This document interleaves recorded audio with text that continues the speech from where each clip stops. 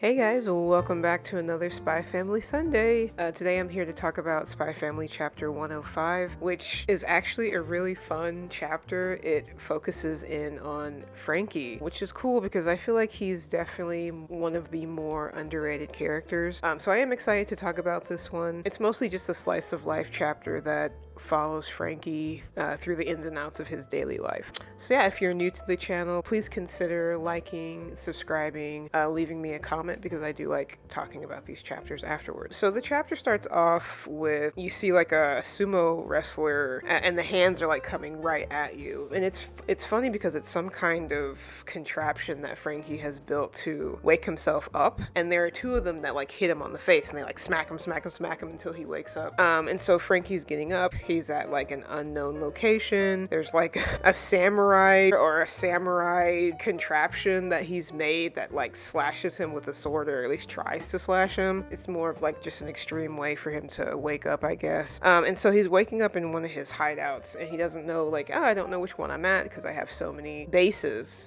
which is cool. I wonder how many hideouts he has, how many secret homes he has. So he gets up, he's brushing his teeth, he's working at his workshop. Apparently he's listening to band music, and he's making I guess a device that has multiple hands that will help him with efficiency, but it explodes, and he's like, well, this is just a part of trial and error. And Franky has a good spirit about things. He's opening the shop, people are coming in to purchase things, knickknacks, snacks, magazines, etc. And then there's this woman that comes up asking to buy some chocolates. He's like, oh, Suzanne, like, would you want to go out with me tonight? She's like, hard pass. And he's like, I figured. And then we get Fiona.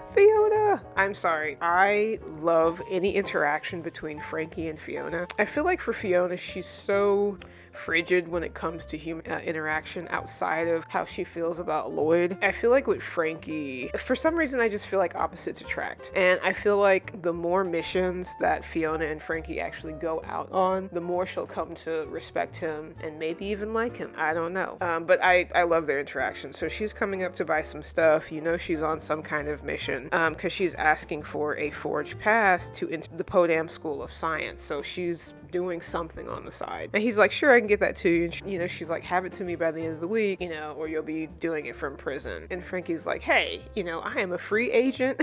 I will get it to you when I can get it to you. And so he gets a call from Lloyd and he's like, hey, I need you to come watch Bond and Anya. And again, Franky's like, I am a free agent. I'm not your damn babysitter. And so he goes over, he ends up doing the babysitting anyways. And he's like, in the back of his mind, he's like, I'm doing this for the money. And then he leaves and he's like, I'm going to be responsible with this money. But then he ends up going to like horse racing and he ends up losing a lot of his money because I guess the horse he bet on didn't win. And so he's going to the teller, I guess, to cash out what's left. And he's like, hey, teller, you put 415 dock on trifecta 415. And it looks like the teller is somebody who's working with Franky because he's like, I'm sorry, I can't get you any intel through this route anymore. And Franky's like, what happened? And apparently one of their guys got, swept up by the SSS. So this channel of intel has been, I guess, interrupted for right now. And so the teller is saying, he's like, I do have these movie tickets if you'd like them. And he's like, I can't live off of movie tickets. And he's like, why don't you take your girlfriend to go see a movie? Show her a good time. And so Franky ends up taking the movie tickets and he's like, maybe I can just sell them and then buy myself a meal. He runs into a girl that he recognizes. Her name is Priscilla. And he's like, hey, would you like to go to the movies with me? And she instantly says yes. And he's like, what? You'll actually go with me? And she's like, sure, I've been wanting to see this movie anyways. And so Franky's all hyped. He's like ready for this date. He's dressed up in a nice suit. Like he is ready to go. He fantasizes this whole scene of like him picking her up and she's like, oh, Franky, for this entire time I've, been in love with you, or whatever she's gonna say. And he's like, let's not speak, And so he keeps getting calls and he keeps getting calls, which like interrupts his whole fantasy. And he's like, stop calling, like I was just getting to the good part. And so the person on the other line is saying that the teller was at the racehorsing, has also been picked up by the SSS. He's like, how is that my problem? Like I can't fix everything. Like I'm one person. And so he hangs up, he grabs a bouquet of flowers. He's meeting this girl at 6 o'clock for the movie. He already planned like a reservation for dinner afterwards, so he's ready. And so we follow Franky, and it's like he's supposed to be meeting this girl, but he's going somewhere else. He's like going up steps, he's unlocking a door, and then you see the teller in a room with these men. He's beat up badly, and so I guess Franky decided to go and save this dude. Franky's wearing a mask. He walks in, he's like, sorry to keep you waiting. The guy's in there like, what's going on? And then Franky, it's awesome because Franky has some kind of like, I guess, rocket launcher with like pedals on it, and all of the rose heads like shoot out, and they hit everybody in the room except for the teller, and it's making everybody sneeze, which I'm pretty sure is the point because Franky has a mask on. And so everybody's sneezing, and they're like, oh, you son of a, and they're trying to like grab Franky. They're trying to prevent him from escaping with the teller. Franky has some kind of like knuckle duster thing on. Anybody that reads My Hero Academia Vigilantes will understand what I'm saying, but he's wearing some kind of like, I guess, hard glove, like Thanos, and he has like the gauntlet. It kind of looks like that, and Franky's like, don't underestimate me, and so he punches this guy full on with his glove. However, it does end up shattering and it breaks, and the guys are still chasing them. Franky throws some marbles out into the hallway, which causes most of them to slip. And then it sort of turns into this gummy substance that makes it hard for them to give chase. And so they're running. The teller guy's like, why did you come back for me? And he's like, those tickets that you gave me landed me a date with Priscilla. And the teller's like, so you just came to gloat about that?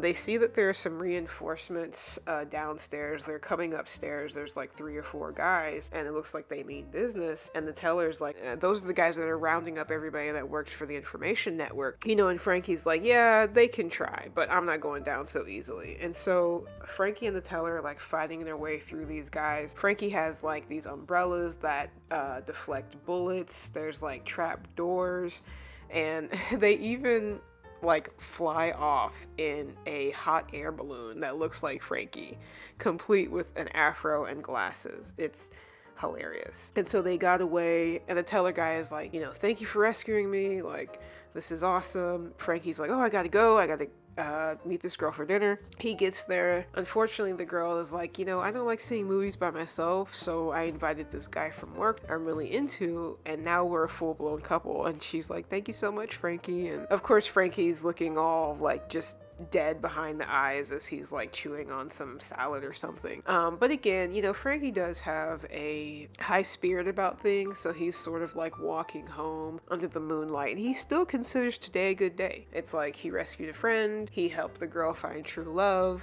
and so it's like at the end of the day, like, this was still a success is what he tells himself. And then we get this panel, and it's really frightening because it appears that Franky is like shot in the back with something. It turns out to just be a party favor because the teller dude comes back, and he's so cute with a little like snaggletooth. He's like, hooray, congratulations on your girlfriend. And Franky sort of looks at him, and he can tell that like things didn't go well. But the teller dude, I still have 2 tickets to the movie, and so they go and watch it together, and it's a romantic movie. The girl's like, what's prettier, me or the moon? And the guy's like, you, babe, of course. And so they start kissing, and Franky and the teller guy are like, yeah, I'm gonna go. And he's like, yeah, me too. And so that's the end of the chapter, and I loved it. I love Franky. This was a surprise. I was not expecting Endo Sensei to go in this direction, but I feel like Franky is definitely an underrated character, and it's important for world building aspects to know like what is going on with other characters around the Forgers. So I felt like this was great. I mean, I like focusing in on him, where his mind is, what he's doing in the background, providing people intelligence like Fiona, for example. And I've been talking to people in the Spy Family community, and I think that, a lot of people are hammering for like the next arc, which I understand. But at the same time, we just went through a very heavy arc with Henry and Martha. And, it is important to have these lighthearted chapters with the Forgers, with Damien, with Franky. That stuff does build up, and it gives them development, even if it is small. So I really enjoyed this chapter. It was funny. It was heartfelt. I can't wait to see where we go. I don't know what direction Endo Sensei is going. He was doing a lot of research in London, so I mean, maybe that will give us a clue, but I honestly can't say. I loved it, and I hope we get more chapters that focus in on Franky. I mean, if we get any kind of interaction between him and Fiona, I am totally there. I love I like how their friendship is slowly building. I do want to see where that goes. So yeah, I hope you guys enjoyed listening to my review of chapter 105 of Spy Family. And until next time, remember to be awesome and stay true.